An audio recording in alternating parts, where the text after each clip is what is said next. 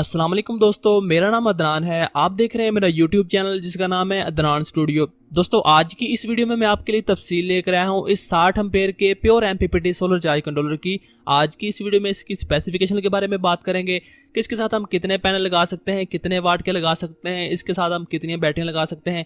आखिर में दोस्तों बात करेंगे इसकी कीमत के बारे में। तो यहाँ पर दोस्तों आप इसके फ्रंट के ऊपर देख सकते हैं, इसके ऊपर लिखा हुआ SMK सोलर। दरमियान में आपको एक LCD डिस्प्ले मिल जाएगा जिसके ऊपर लिखा हुआ MPPT सोलर चार्ज कंट्रोलर।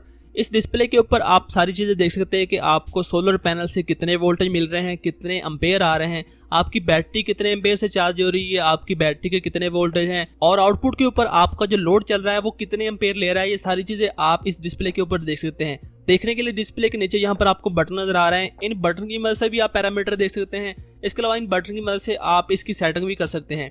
अब दोस्तों बात कर लेते हैं इसकी स्पेसिफिकेशन के बारे में। इसकी साइड के ऊपर ये जो स्टिकर लगा हुआ है इसके ऊपर इसकी मुकम्मल स्पेसिफिकेशन प्रिंट की गई है।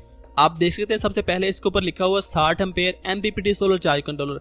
नीचे इसका मॉडल नेम लिखा हुआ SMK SCH 60 ampere, maximum charging current 60 ampere, system voltage 12, 24 और 48 वोल्ट। जिसका मतलब ये है कि आप अगर इसके साथ एक बैटरी लगाएं या दो बैटरियां लगाएं, या अगर आप इसके साथ चार बैटरियां लगाना चाहें, 48 वोल्ट का बैटरी बैंक बनाना चाहें, तो ये तीनों को सपोर्ट करता है।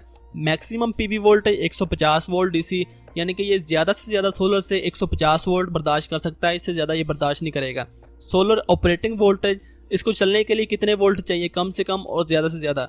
इसमें ये 12 वोल्ट बैटरी अगर आपने इसके साथ लगाई हो उस सूरत में ये कम से कम 17 वोल्ट और ज्यादा से ज्यादा 150 वोल्ट सोलर से ले सकता है। अगर आपने इसके साथ दो बैटरियां लगाई हो 24 वोल्ट में, उस सूरत में ये 34 वोल्ट कम से कम और 150 वोल्ट ज्यादा से ज्यादा सोलर से ले सकता है। और अगर आपने इसके साथ चार बैटरियां लगाई होंगी, 48 वोल्ट का आपने इसके साथ बैटरी बैंक लगाया होगा, उस सूरत में ये कम से कम 60 वोल्ट और ज्यादा से ज्यादा 150 वोल्ट लेगा सोलर से बैटरी को चार्जिंग करने के लिए और आपका आउटपुट के ऊपर लोड चलाने के लिए। इसके बाद यहाँ पर दोस्तों लिखा हुआ है मैक्सिमम PV इनपुट पावर, यानी कि आप इसके साथ टोटल कितने वाट के सोलर पैनल लगा सकते हैं।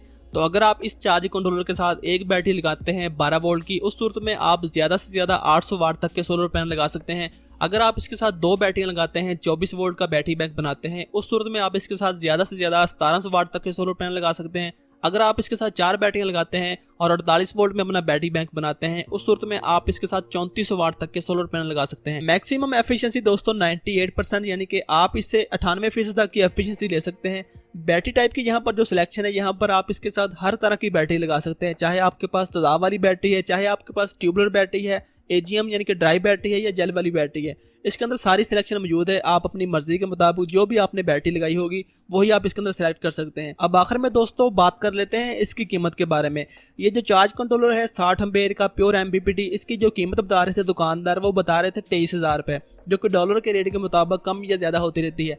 यहाँ पर दोस्तों ये बात भी काबिल जिक्र है कि इस 23,000 कीमत के साथ अगर आप ये चार्ज कंट्रोलर खरीदते हैं तो आपको इसकी वारंटी भी नहीं मिलती। जब दोस्तों मैंने दुकानदार से इस बारे में पूछा कि अगर आप इतना महंगा चार्ज कंट्रोलर दे रहे हैं तो इसकी आप वारंटी क्यों नहीं दे रहे, तो उन्होंने कहा कि आप इस जैसे मार्केट में जितने मर्जी चार्ज कंट्रोलर देख लें जो कि प्योर MPPT बाहर से इंपोर्ट किए जाते हैं, हमने जहां पर भी लगाए हैं, जितने भी प्रोजेक्ट में लगाए हैं, उनके अंदर कोई भी मसला नहीं है, वो ठीक ठाक चल रहे हैं।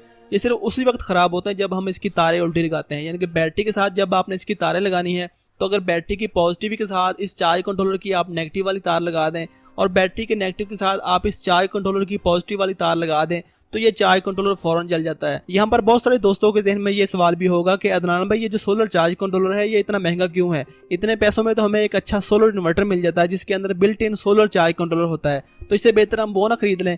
तो मैं भी आपको यही रिकमेंड करूंगा कि अगर आप कुछ सोलर चार्ज कंट्रोलर लेना चाहते हैं तो उससे बेहतर आप एक सोलर इन्वर्टर ले लें जिसके अंदर built in MPPT solar charge controller होता है। और ये जो अलग से MPPT सोलर चार्ज कंट्रोलर होते हैं, इनके महंगा होने की सबसे बड़ी वजह यह होती है कि इनकी प्रोडक्शन बहुत कम होती है। जो चीज़ कम तादाद में बनाई जाए उसके ऊपर खर्चा ज़्यादा आता है और उसकी कॉस्ट ज़्यादा होती है, और जो चीज़ ज़्यादा तादाद में बनती है, जिस तरह की अगर बात की जाए सोलर इन्वर्टर्स की, तो इतनी ज़्यादा कंपनियां सोलर इन्वर्टर बना रही हैं जिसकी वजह से सोलर इन्वर्टर हमें सस्ते मिलते हैं और ये जो MPPT सोलर चार्ज कंट्रोलर होते हैं ये महंगे मिलते हैं। उम्मीद करता हूं दोस्तों आज की ये वीडियो आपको पसंद ही होगी। वीडियो पसंद ही हो दोस्तों तो वीडियो को लाइक कर दें, अपने दोस्तों के साथ भी शेयर कर दें, और अभी तक अगर आपने हमारे चैनल को सब्सक्राइब नहीं किया तो मज़ीद ऐसी अच्छी वीडियो देखने के लिए हमारे चैनल को सब्सक्राइब कर लें। अपना बहुत सारा ख्याल रखिएगा दोस्तों, दुआओं में ज़रूर याद रखिएगा। अल्लाह हाफिज़।